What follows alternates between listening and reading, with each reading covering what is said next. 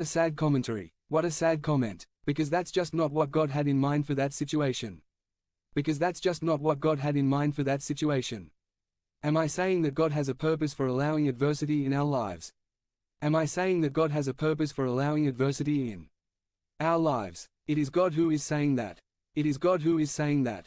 James 1:2. Consider it pure joy, my brothers, whenever you face trials of many kinds.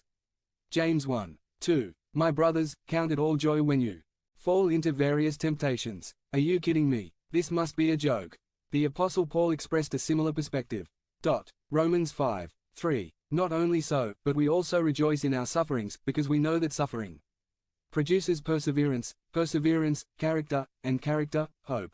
Romans 5:3. Not only this, but we also glory in tribulations, knowing that tribulation produces patience, patience, trial, and the proof, hope.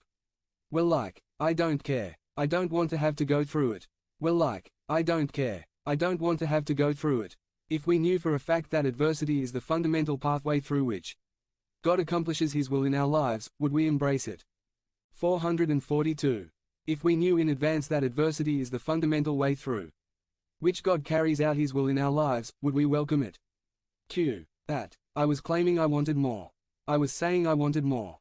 I was claiming I wanted to see God's glory. I was saying that I wanted to see the glory of God. How did I think I was going to get all that? How do I think I was going to achieve all this? From reading the Word. From reading the Word. No, I had to have experiences with God. No, I had to have experiences with God. Romans 8:28. And we know that in all things God works for the good of those who love Him, who have been called according to His purpose. Romans 8:28. And we know that God works in all things for good to those who love Him, who have been called according to His purpose.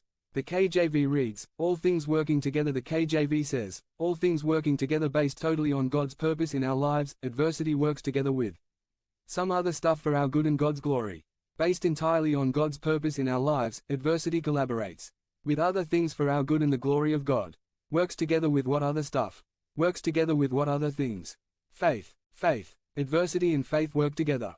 Adversity and faith work together. 443. We think faithful Christians don't deserve to suffer. We believe that Christians do not deserve to suffer. From God's perspective, suffering is what produces faithful Christians. From God's perspective, suffering is what produces faithful Christians. If we all had lives of ease, no opposition, no trials, no pain, we'd never really know God, because we'd never need Him. We don't all have lives of ease, no opposition, no judgment, no pain. We never really know God, because we never need each other. If what we believe is never tested by adversity, it remains head knowledge.